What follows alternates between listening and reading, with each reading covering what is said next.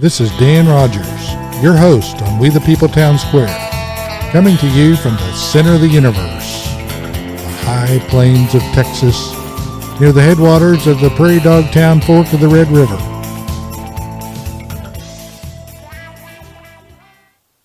Today is January the 14th of 2024, and today we're here with Roger Short, who's running for Sheriff of Randall County. That's correct. Roger, welcome. Thank you. Let's tell the citizens and voters why you've decided to throw your hat in the ring for sheriff. Sorry. Let me get this turned off. I apologize. Okay.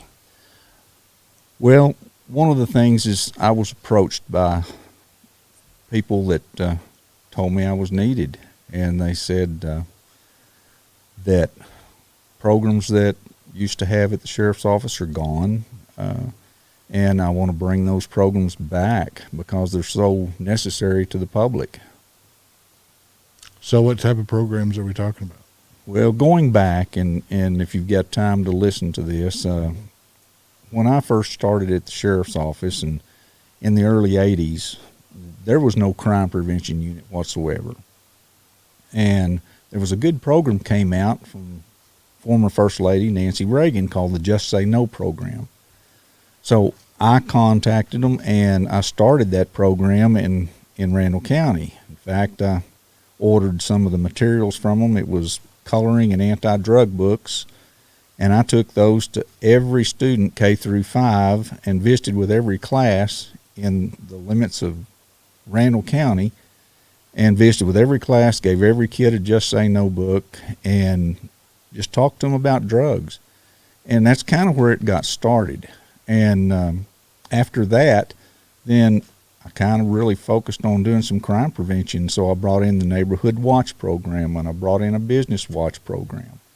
And as that progressed, in 1989, I was promoted to lieutenant over the criminal division at Randall County, and I continued. Well, we had McGruff the crime dog. I dressed up in the dog suit, and that's probably supposed to be like Superman. You don't know who it is, but you do. And I went around and did those programs and did parades and went to the schools like that. And after that, we started, I wrote a grant to bring in the DARE program to the schools. And that was a very successful program that we had going in Randall County for a long time. And as a matter of fact, I ran across one of the success stories the other day. He was at my house demonstrating some medical equipment for my wife. His name was Kevin, and I said, "Kevin, where'd you go to school?" He said, "I went to Randall." And I said, "What about grade school?" He said, "I went to Lakeview." And I said, "Did you go through the DARE program?" And he said, "Yes, I did." And he said, "I was DARE Student of the Year." And he was very proud of that. And he said, when I went to high school and started Randall, he said 2 weeks going into Randall High School, I was offered drugs. And he said, I turned them down because of what I learned in the DARE program. He said, my parents never talked to me about drugs. And what I learned kept me away from drugs. And he's an RN. He's very successful. And that's just one of the success stories that came up just the other day. And those programs are gone. I started the SOBER program and came up with the acronym, Sheriff's On Beat Enforcement Remedy, to target stores that were selling alcohol illegally to minors and help curb underage drinking. That was a very successful program, if people recall, and go back and pull up old copies of the Globe News and TV, they would see that it was. It was very successful. I had a farm and ranch program where we'd go out and work with farmers to mark their equipment so they more readily identified if it was stolen and we were to be able to find it. That program's gone. We started the Citizens Academy, myself and my DARE officer at the time started Citizens Academy. We had a student academy where we brought in high school students to come in and learn what the sheriff's office does. We had a summer camp for kids. Those programs are all gone. Since I left Randall County, they're non-existent. The only thing that remains at Randall County that I know of is the Citizens Academy, and they just changed it to once one day a month instead of hosting several per year.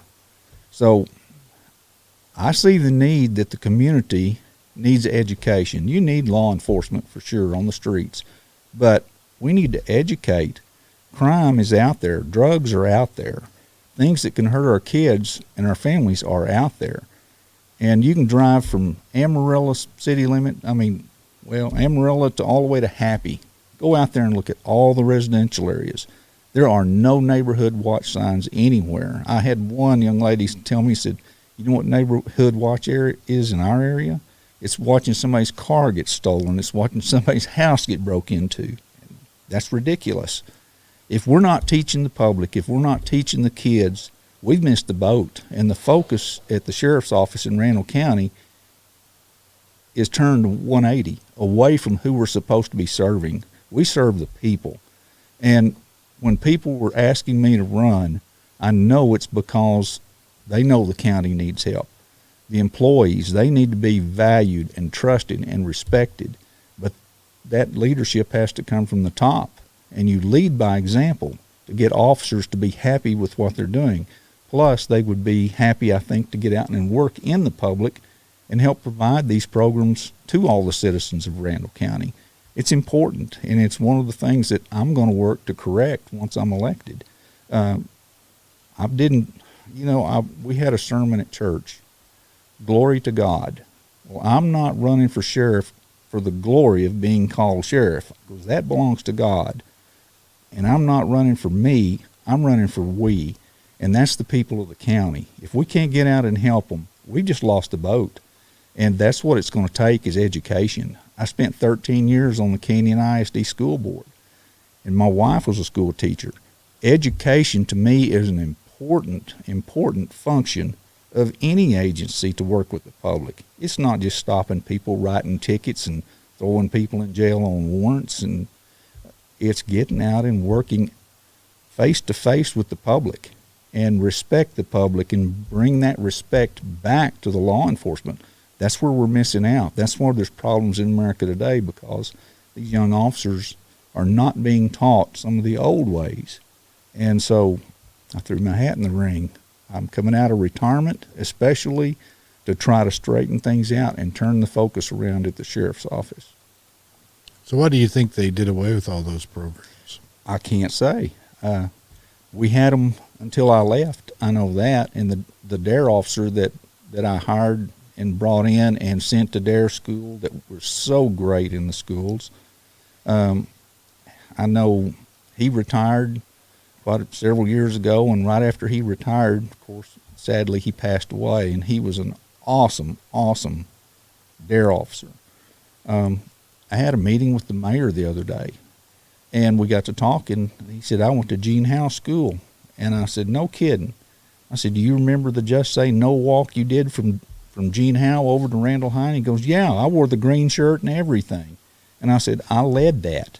I started that Just Say No program. And Donna Clopton, the principal there, who was awesome, she incorporated that into her school every year. And we did the Just Say No program, or Just Say No walk every year. And I was always invited to lead them all with patrol units to Randall High School, to a big lawn, and get out there, and we talked anti-drugs. I mean, staying away from drugs. And I had those kids so going wild. I had every class, K through 5, screaming no as loud as they could in a contest against the other kids, and they just loved it.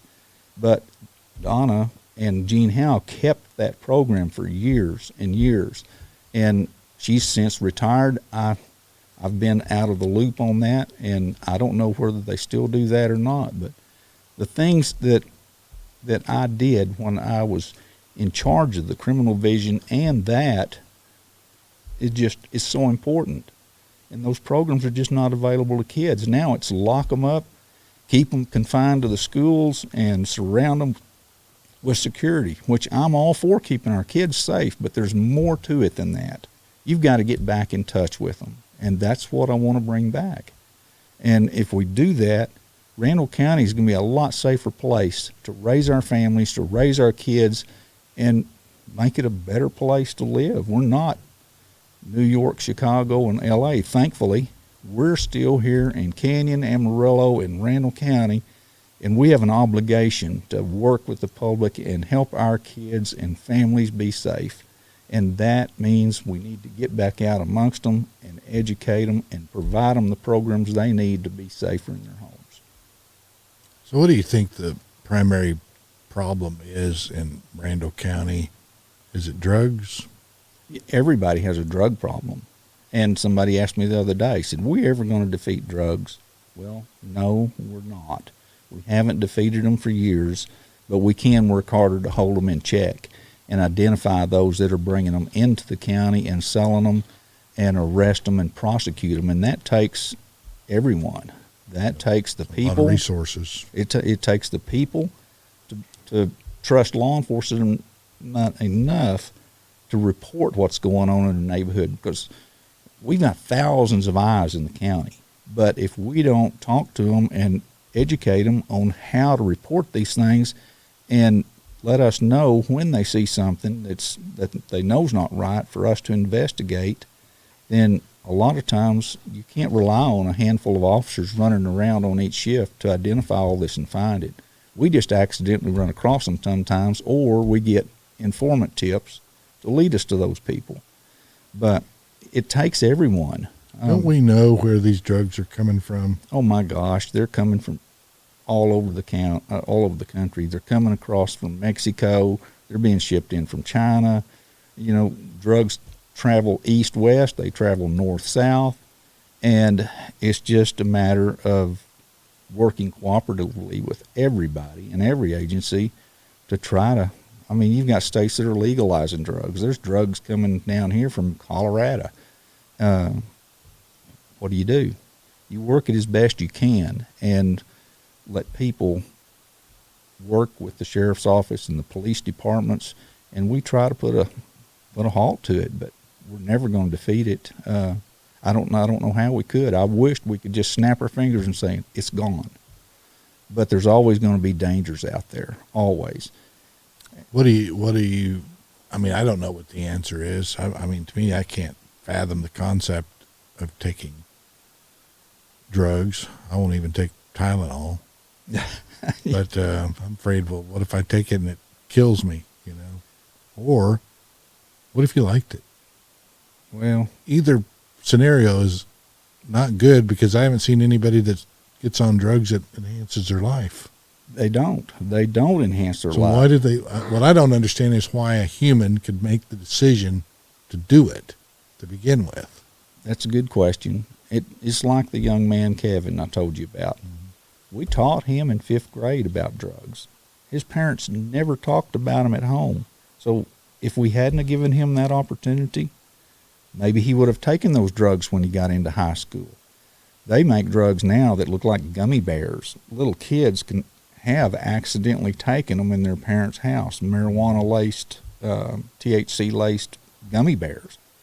Well, that stuff is everywhere, and if parents need to really teach their kids, and with reinforcement from law enforcement, and that's what I want to bring back. I want to bring that back so that we work with the public and keep these kids safe. By gosh, we've got to do something to help them, and you know, that's my purpose in life. I think that's why I feel I'm coming out of retirement strictly to try to make things better in Randall County, because I think the sheriff's office has just lost focus on what's important. I really do, or I wouldn't be doing this. I was having a great time with my kids and grandkids, and I prayed about it a lot. My wife prayed about it, and we said, this is what we need to do, because things are not the way they used to be in Randall County.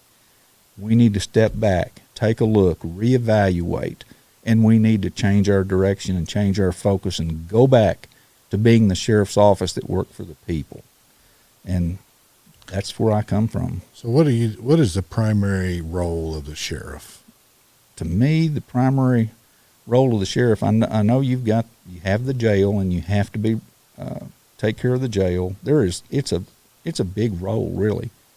But handling the day-to-day operations of the jail, that's not that difficult. to take care of the prisoners and do what's right by them also, because you have to take care of them. You have to get them to court. You have to do everything to house them there. I had a text from a young man that was a former prisoner, and he said, he messaged me when he found out I was running, and he said, I should have listened to you a long time ago. And he said, I didn't, but I should have. And he said, I'm glad you're running for sheriff, and I support you, and the company I work for supports you. And he said, one thing I ask is that you keep programs like I was able to get back when I was in jail. And he said that because we needed it, it changed my life. And that's one thing I want to do, is evaluate all those programs we provide for inmates and make sure that they have everything available that we can give them to make them better when they get back out on the streets. And, of course, patrol, the other functions, I did that. I know how to do it. I've got years of experience, 38 plus. I've got the education. I went to school, worked, raised a family, and was able to get my master's degree from WT, and then run for and get elected to the school board in Canyon for 13 years because I liked working with kids and helping make sure that they got the education they needed. It's important. There's a lot to it, but the sheriff's position is a big position with a lot of responsibility, and it's not one I take lightly. I was captain for 20 years, lieutenant for half of that, captain for. I was the first captain at Randall County when we were growing. But it's just, to me, those programs, there's no one left with a passion out there to do this. And I have the passion to make things better in Randall County. So, well, Randall County's growing. It's growing fast. It's I'm not sure what, I haven't seen the statistics on how many people are moving into it lately, but it seems to be growing. Well, Potter, on the other hand, is shrinking. Mm-hmm. But I think part of that is just, I think taxes are an issue, mm-hmm. and it's a little easier to develop in Randall, easier to build. But they're coming here from all over. That's right? correct. So that creates challenges for the local government, the sheriff's department, mm-hmm. because they're coming, to new people with new problems, bringing their bad habits with them, I'm sure. Well, a lot of people are coming here to escape liberal policies that they don't like, and taxations in other areas of the country. Yeah. And I used to live in the country, north of Canyon. It was country. Mm-hmm. And now I've got housing developments everywhere around our home, and I don't live in the country anymore. The city limits have now expanded to right across the road from my home. And you drive to Amarillo. When I first went to work here, Canyon was way over here. Mm-hmm. Amarillo was over here, and there was not a lot in between. Well, it's not like that anymore.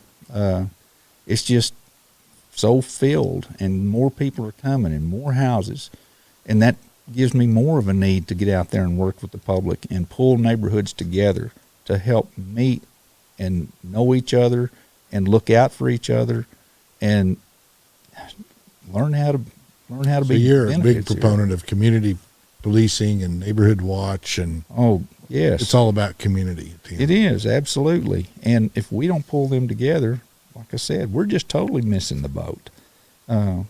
People, they don't know who their neighbors are. Well, that's one thing. If you want to be safe in your home, you don't want to look next door and say, well, I guess they're home, and they don't know who they are, and it's burglars going through their house at the time. My neighbors, either side of me, we watch out for each other. That needs to expand. Well, that's the way it used to be, but people used to know their neighbors. Mm-hmm. Yes. And I tell people, that's what people need to get to know their neighbors again. Mm-hmm. That solves a lot of problems right there. It does. And that's what Neighborhood Watch was so good about, because you get a neighborhood captain and you pull people together and you meet at a home in that neighborhood, and they all have snacks, they visit, they learn who each other are, and they keep that. They have to work to keep that program going and have a community gathering out there once in a while. And if they do that, and if we can show them how to do that, then it'll bring our community closer together. Mm-hmm. And I mean, there's other things that I would like to do. I want to work and put together education and go to the retirement homes, to churches, wherever the venue is, to help teach people how to defeat these scams that come in over the telephones and over the internet. I don't like the idea of having to go talk to someone, and I'm a senior citizen or otherwise, and say, I'm sorry you've lost your life savings. There's nothing we can do. There is things we can do. We can go talk to them. We can help teach them how to avoid that instead of waiting till after they've been taken. And that's easy to put those programs in the churches and go to the retirement homes and do them. No one's doing that. I haven't heard of a one going into any of those places. There's problems with I want to put together a program for sexual assault and self-defense for the ladies, women, of the kid. I mean, they need to know that, hey, you can fight these people off. This is the way you can help prevent it. It can work if you're even walking from Walmart to your car and you're going to get robbed in the parking lot, how to protect yourself better. But have someone trained to teach them. These are the techniques you need to keep from being a victim. I don't want victims out there. And that's why I go back to education. There are so many facets of things we can do that we're not. And law enforcement needs to take the lead. We're the ones that are supposed to be serving and protecting. Well, by gosh, protect means we go out there and educate them too. Well, very good. So is there any other issues that you'd like to implement or strategies if you get elected? I want to go in and I know there's a high turnover rate in law enforcement. And a lot of it due to the defund the police movement. DPS right now, Highway Patrol, is what I call them because that's what they used to be younger, and they changed the name to State Troopers, but I still call them Highway Patrol. Most of them, there are a lot of them from every county in the Texas Panhandle, they're gone. They have to go every month and serve on the border. And now, because Austin defunded the police, they're having to go down there and patrol Austin. And now, Houston, I think, from what I understand, has understood they don't have to pay officers if DPS will come in there and patrol their streets for free. So DPS is leaving our area to go to other areas of the state. And, yeah, our border needs to be protected, but somebody's got to fill the gap for these DPS troopers too. And that's going to be the sheriff's office and local police while they're gone. They're having to leave their families at home by themselves for extended periods of time every month when their original assignment was to be here, working this area. And I want to be able to help fill that gap and help those families while the troopers are gone. It's just one of those things, the people, the employees at the sheriff's office and the turnover, I want to look at ways to keep them happy, to see what it's going to take to have them want to stay. One of my focus is hire the best, train the best, and keep the best. If you hire them, it costs money. If you train them, that costs money. If they stay for 2 years, 3 years, or 10 years, and then they get dissatisfied and quit, that investment is gone. That's taxpayer money that's down the drain. And I don't want to see taxpayers lose their money when we can actually be working harder to see what it takes to keep our employees happy and keep them there and make them feel trusted and respected and valued with what they're doing for us. And part of that is I want to lead by example. I really do. I want to show them what it's like to have respect for the public because I want that respect in return, but we have got to earn it. And so that's just, there's so much, but I'll just have to, I want to evaluate everything once I get elected to office. If you were a sheriff in a county at the border, what would you have any ability to turn back those people invading your county? That's a good question. I'm not on the border, so that's a tough one to answer. I know DPS is down there. They're state police, though, but I would work cooperatively with DPS and help them in whatever they needed to do. And we've got National Guard down there. The problem comes from our federal government. If they do what they were supposed to do, then we wouldn't be facing some of the issues we are today. And it's all being dumped on the locals. So, and it's way, way worse down on the border. And I was just wondering, though, if a sheriff would have any ability to, if the federal government fails, state government fails, you've got jurisdiction in your county. Could that sheriff solve the problem? about the only thing I know that we could do is arrest them for committing crimes. Well, they're trespassing. Trespassing. Number one, they're trespassing on private property, but I guess the property owner would have to press charges. Yes, and you know, quite a few years back, it wasn't that hard. I'm talking quite a few years back.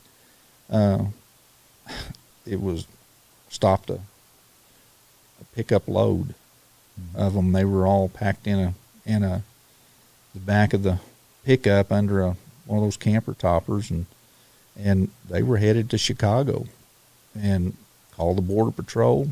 Here they came, picked them up, took them to the processing center that was out here east of Amarillo, sent them home.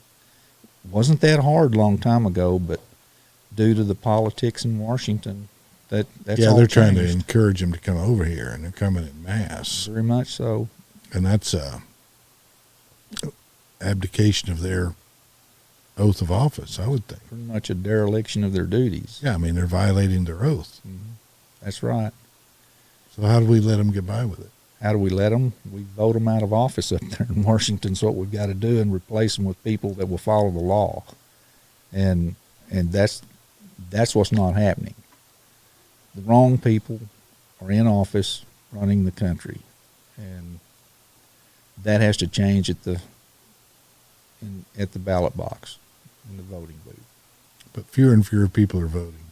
Fewer and fewer, but you know, we still have, around this area, we're still very conservative. I'm conservative, and I'm Republican. Have been for a long time. I was a Republican precinct chairman back in the 90s, and then moved on to the school board, and spent 38 plus years in law enforcement. There's always going to be challenges, always. Sure. And you just take them as they come, and you try to do the best you can and concentrate on your community. It's got to start in certain parts of the country, and if it catches on, it'll spread. Exactly. But and working cooperatively with the sheriffs of the neighboring counties and chiefs of police, that's no problem for me. I have good relationships with them now. And so it's one of these things that has to be done collaboratively. What is it? What do people mean when they talk about a constitutional sheriff? You know, I've heard there is not a law enforcement officer, sheriff, anybody, military that I know that didn't take an oath to defend the Constitution and uphold it. Nowhere. I've done that. A constitutional sheriff is just, it's like any other police officer on the street. We defend people's rights. And I think what they're alluding to when they talk about that is because the sheriff is a unique law enforcement officer because he's elected by the people. Head law enforcement officer of the county, yes. Yeah, he's the head law enforcement officer of the county, and because he's an elected official, he has a little bit different responsibility, a lot of people think, to protect the rights of the citizens, mm-hmm. even if it's comes from the federal government. That the sheriff supersedes the federal officials who want to come in and try to, if they are starting to harass or trample the rights of constitutional rights of the citizens. I've seen some of that go on in the country. I do not like it. I have worked in the past with FBI, DEA agents and They are some honorable people, a lot of them. But when you don't have honor at the very top level, that is where the problem is. And they're not respecting the people's rights. You read about it every day.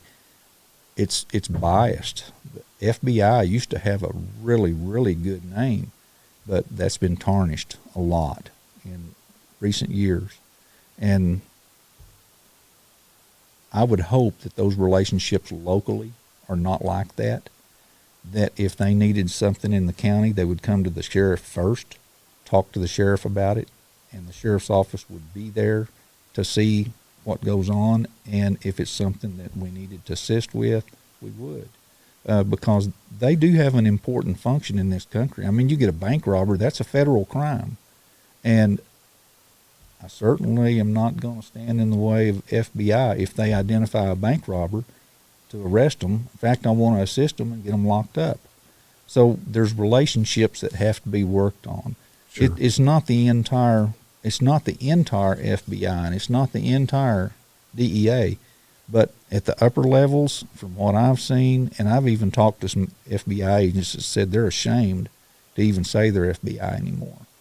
And that is all at the top. That comes from Washington, D.C., and it's something that every county has to take into account and do their best to take care of their own citizens and protect those citizens of the county from anything that might come in and violate their rights. When you say you're protecting people's rights, you're protecting them. And that's kind of where I come from, the way I see it. So if you had a federal bureaucracy that came in and was doing something that you thought violated that individual's rights, he hasn't done any crime, right? Well, you see this going on with some of those people on January 6th, right? They were just there. No evidence they did anything wrong, but yet they're coming in and grabbing them and tearing down blowing their door off the hinges and trying to intimidate them and dragging them out in handcuffs and putting them in solitary confinement. I've seen some of that. I don't agree with the way they handle those. You don't need strong arm and storm a lot of those people. It's simple enough to knock on the door and say, hey. Exactly. So I guess what I'm saying is, do you think, would you as sheriff be able to step in and stop that? I believe I would have authority to do that, yes. I think that's where people come up with the concept of constitutional sheriff. That's sure. That's my understanding of it. Because you're protecting the constitutional rights at the federal level, because it comes down to the county level, and because you're elected, that gives you that authority.